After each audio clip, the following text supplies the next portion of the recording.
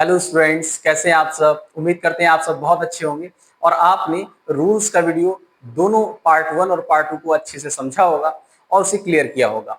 अब इसके बाद बारी आ जाती है एक्सरसाइज की। हम न्यू स्टॉलर जनरल इंग्लिश ग्रामर की पहली एक्सरसाइज की आज चर्चा करेंगे। देखते हैं कैसे बनते हैं। बहुत इजी सेंटेंसेस हैं। अगर आपने रूल्स को कवर नहीं किया है तो आप पिछली वीडियोस को देख सकते हैं। केवल 2 वीडियोस में सारे रूल्स को कवर किया गया है। आप उसको देख के आइए, उसको समझिए, उसके बाद आपके लिए बहुत आसान हो जाएगा। चलिए शुरू करते हैं। सबसे पहले सेंटेंस से देखते हैं कैसे बनता है। देखते हैं।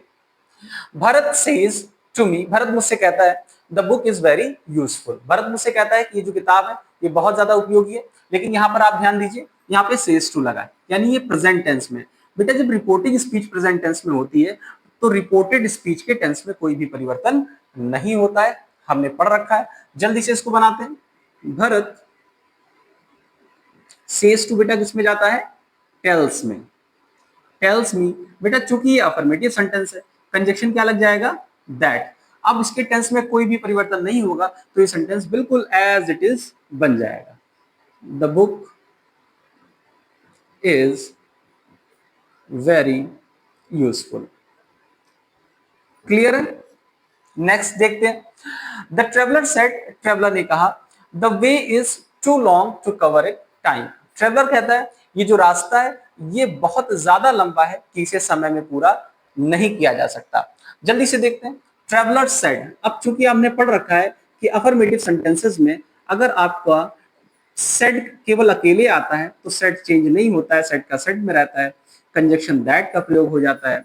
इसके बाद देखिए, अब चूंकि द वे है, लिखते हैं द वे, द वे। बेटा चूंकि ये सेड में पास्ट में, यानी कि यहाँ पे टेंस चेंज होगा। इज ए मार्क इसमें चेंज होता है वाज वर्ब में। चूंकि रास्ता अकेला है तो वाज का प्रयोग कर लेंगे। टू लॉन्ग, बाकी एज इट इज बन जाएगा। Cover in time. क्लियर? बहुत इजी था। अगला देखिए। Ujjwal said to his mother, Ujjwal ने अपनी मम्मी से कहा the homework has been completed, जो मेरा गृह कार्य है वो समाप्त हो चुका, मैंने कंप्लीट कर लिया है। Ujjwal said to his mother, said to बेटा किसमें चेंज होता है? टोल्ड में चेंज होता है। किसमें चेंज होता है बेटा? टोल्ड में। उज्जवल सेड टू हिज मदर, यानी उज्जवल टोल्ड हिज मदर। अब चूंकि ये भी अफर्मेटिव सेंटेंस है तो कंजक्शन क्या लग जाएगा? दैट। आप एक चीज नोटिस कर रहे होंगे, सब में थर्ड पर्सन ही हमारा सब्जेक्ट है। देखिए the book, the way, the homework, the made, Amit, शाश्वत और इस हिसाब से यहाँ पे इंदिरा गांधी, सभी में थर्ड पर्सन हमारा सब्जेक्ट है। अर्थात हमारे सब्जेक्ट में कोई भी परिवर्तन नहीं होगा, क्योंकि हमने पढ़ रखा है कि थर्ड पर्सन में कोई भी परिवर्तन नहीं होता है। Clear? That the homework,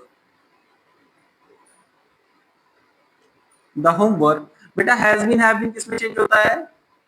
had been में। Had been completed. क्लियर? बहुत इजी था। अगला देखिए। ही सेड, उसने कहा the maid has been working in the house since March. वह कहता है ये जो नौकरानी है वो इस घर में कार्य कर रही है मार्च के महीने से। जल्दी से देखते हैं। स्टेटमेंट है, असर्टिव है, सेड का सेड ही रहता है। He said that.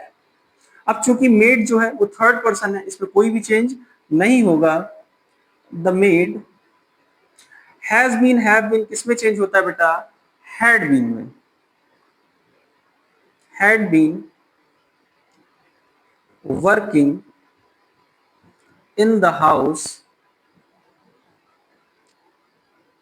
Since March. Clear है? बहुत इजी हो गया। हमने सबसे पहले सेड को सेड में रखा, कंजक्शन दैट का प्रयोग किया और हैज बीन को किसमें चेंज कर दिया? हैड बीन में चेंज कर दिया। क्लियर? आगे देखते हैं। रोशनी सेड, रोशनी ने कहा Amit was going to his village, Amit अपने गांव जा रहा था। देखते हैं। सेड है, ऑब्जेक्ट नहीं दे रखा है तो सेड का बेटा सेड ही रहेगा। सेड कंजक्शन क्या लग जाएगा? दैट, क्योंकि ये कैसा सेंटेंस है बेटा? असर्टिव सेंटेंस है। अमित वॉज किस में चेंज हो जाएगा? हैड बीन में। आगे देखते हैं, going to the village. Clear. अगला देखते हैं, मोना सेड, मोना ने कहा Shashwat did not complete his homework in time. Mona ने कहा शाश्वत ने अपने कार्य को समय से पूरा नहीं किया। जल्दी से देखते हैं, इसमें भी केवल सेड है, यानी सेड का सेड ही रहेगा, इसमें कोई चेंज नहीं होगा। कंजक्शन क्या लग जाएगा बेटा, दैट। अब चूंकि शाश्वत थर्ड पर्सन है, इसमें भी कोई चेंज नहीं होगा। मोना सेड दैट, शाश्वत डिड नॉट किस में चेंज होता है, हैड नॉट में, हैड नॉट कंप्लीटेड। हमने आपको बताया होगा डिड प्लस अगर V1 दे रखा हो तो हैड प्लस V3 में चेंज होता है, इसीलिए V1 की थर्ड फॉर्म बेटा V3 हो गई है। क्लियर। हिज होमवर्क, चूंकि थर्ड पर्सन है ये नो चेंज होता है, his homework in time. Clear. आगे देखते हैं, अगला सेंटेंस देखते हैं, Indira Gandhi died on 31 October 1984 said father. अब यहां पे आप देखेंगे सेड फादर वहां पे लिखा है और इन्वर्टेड कॉमा वाला वाक्य यहां पे लिखा है। इसका मतलब ये है कि जो हमने आपको बताया नियम बिल्कुल भी चेंज नहीं होगा, जो इन्वर्टेड कॉमा के अंदर होगा वही रिपोर्टेड स्पीच होगा, जो इन्वर्टेड कॉमा के बाहर होगा वही रिपोर्टिंग स्पीच होगा। तो हम क्या करेंगे, रिपोर्टिंग स्पीच को पहले बनाएंगे और रिपोर्टिंग स्पीच को पहले बनाएंगे और रिपोर्टेड स्पीच को बाद में बनाएंगे। चलिए देखते हैं पिताजी ने कहा क्या। फादर सेड, पिताजी ने कहा इंदिरा गांधी डाइड, इंदिरा गांधी की मृत्यु 31 अक्टूबर 1984 में हुई थी। आपको ये नहीं लगता है कि ये कोई ऐतिहासिक घटना है? जी बिल्कुल, ये एक ऐतिहासिक घटना है, अर्थात इसके टेंस में कोई भी परिवर्तन नहीं होगा, रिपोर्टेड स्पीच में कोई भी परिवर्तन नहीं होगा, क्योंकि ये एक ऐतिहासिक घटना है, हिस्टोरिक इवेंट है, अर्थात ये बिल्कुल एज इट इज वैसा का वैसा ही बन जाएगा। जल्दी से लिखते हैं, फादर सेड है, चूंकि अकेले तो सेड का सेड ही रहेगा, said that Indira Gandhi, Indira Gandhi died on 31st October 1984। हाँ, कैसे बन गया, हमने रिपोर्टिंग स्पीच को वहां से उठाया, आगे लिखा फादर सेड, चूंकि सेड अकेला था तो सेड का सेड ही में रहता है, father said that, conjunction that का प्रयोग किया। अब चूंकि ये हिस्टोरिक इवेंट था, इसमें कोई भी चेंज ना करके सेम का सेम रिपोर्टेड स्पीच को लिख दिया। क्लियर। आगे बढ़ते हैं, चलिए नेक्स्ट देख लेते हैं। नेक्स्ट सेंटेंस कह रहा है हमारा कि रवि सेड टू अमन, रवि ने अमन से कहा Mansi had not read the history book. Ravi ने अमन से कहा कि मानसी ने हिस्ट्री की किताब नहीं पढ़ी थी। जल्दी से देखते कैसे बनता है, रवि सेड टू किस में चेंज हो जाएगा बेटा, टोल्ड में, हमने पढ़ रखा है, अमन कंजक्शन क्या लग जाता है, दैट। मानसी चूंकि थर्ड पर्सन है, इसमें कोई भी चेंज नहीं होगा, मानसी हैड नॉट भी नो चेंज होता है, इसमें भी कोई परिवर्तन नहीं होगा, रेड द हिस्ट्री बुक। बहुत इजी था, हमने सेड टू को टोल्ड में चेंज कर दिया, चूंकि मानसी जो थे वो थर्ड पर्सन थी तो इसमें कोई परिवर्तन नहीं हुआ, हैड नॉट में भी कोई परिवर्तन नहीं होता है और बाकी एज इट इज बन गया। आगे देखते हैं, राहुल सेड टू शाश्वत, राहुल ने कहा Siddhant can not drive a car as he had no licence. Rahul ने कहा सिद्धांत ड्राइव नहीं कर सकता कार, यानी कि कार नहीं चला सकता, एस जैसे कि उसके पास, क्योंकि उसके पास लाइसेंस नहीं है। जल्दी से देखते क्या बनेगा, राहुल सेड में ही रहता है, कंजक्शन क्या लग जाता है, दैट लग जाता है, सिद्धांत चूंकि थर्ड पर्सन है, इसमें कोई भी परिवर्तन नहीं होगा। सिद्धांत कैन नॉट किसमें चेंज होता है? कुड नॉट में। Drive a car as, he बेटा कौन सा पर्सन है? थर्ड पर्सन है, थर्ड पर्सन नो चेंज रहेगा। ही हैज किसमें चेंज होगा? हैड में। No licence. Clear? Siddhant said that, Rahul said that Siddhant could not drive a car as he had no license. अगला देखिए, I hope आपको समझ में आ रहा होगा। Ramesh will go to Mathura by car. देखिए बेटा, पहला ही वाक्य आपका इन्वर्टेड कॉमा में लिखा है, इसका मतलब है ये आपका रिपोर्टेड स्पीच है और आपकी रिपोर्टिंग स्पीच बाद में दी गई। कोई बात नहीं, चाहे रिपोर्टेड स्पीच बाद में दी जाए चाहे शुरुआत में दी जाए, हमको बनाना उसे शुरुआत में ही है। किसने किसे कहा? He said to me, he said to me, तो ही का तो ही रहेगा। सेड टू किसमें चेंज हो जाता है? टोल्ड में। किससे कहा? मुझसे कहा। अब कंजक्शन क्या लग जाएगा? दैट। क्योंकि ये सारे वाक्य जितनी भी हम चर्चा कर रहे हैं वो असर्टिव सेंटेंसेस कर रहे हैं, तो सब जगह मेरा कंजक्शन दैट ही कार्य करेगा। He told me that Ramesh, will किसमें चेंज होता है? वुड में। Would go to Mathura by car. I hope clear हुआ होगा। अगला सेंटेंस देख लेते हैं। The accused must be punished, the जज सेड टू द लॉयर। देखिए बेटा, पहला वाला वाक्य इसमें इन्वर्टेड कॉमा में है, दूसरा वाला वाक्य इन्वर्टेड कॉमा के बाहर है, यानी ये रिपोर्टेड स्पीच है और वो रिपोर्टिंग स्पीच है। रिपोर्टिंग स्पीच चाहे पहले हो चाहे बाद में, उसको हम लोग पहले ही बनाते हैं। जल्दी से अर्थ निकाल लेते हैं। जज ने लॉयर से कहा कि जो दोषी है उसे सजा जरूर मिलनी चाहिए। जल्दी से देखते हैं। द जज सेड टू, द जज सेड टू बेटा टोल्ड में जाएगा, टोल्ड लॉयर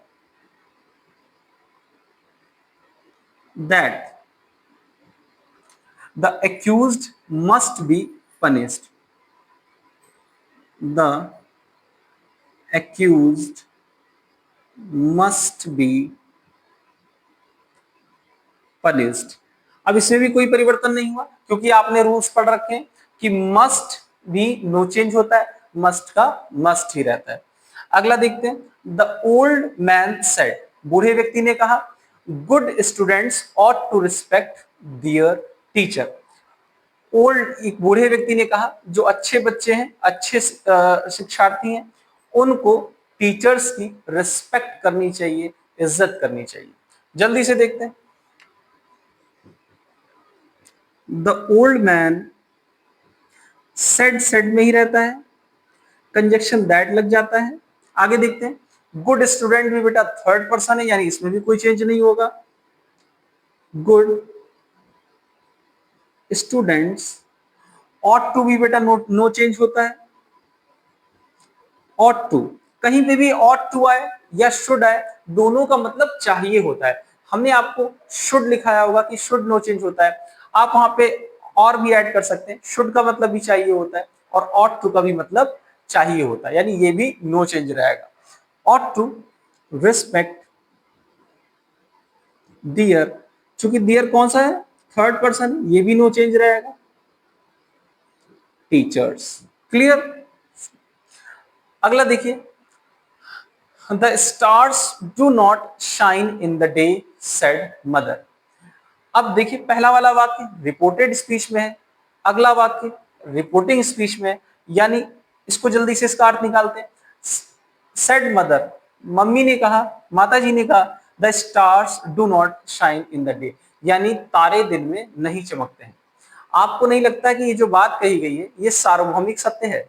या ये बहुत इजी वाक्य होते हैं, अक्सर पूछ लिए जाते हैं। जल्दी से बनाते हैं। मदर सेड दैट, अब रिपोर्टेड स्पीच का वाक्य एज इट इज वैसा का वैसा ही रख देते हैं जैसा कि दिया गया होता है। The stars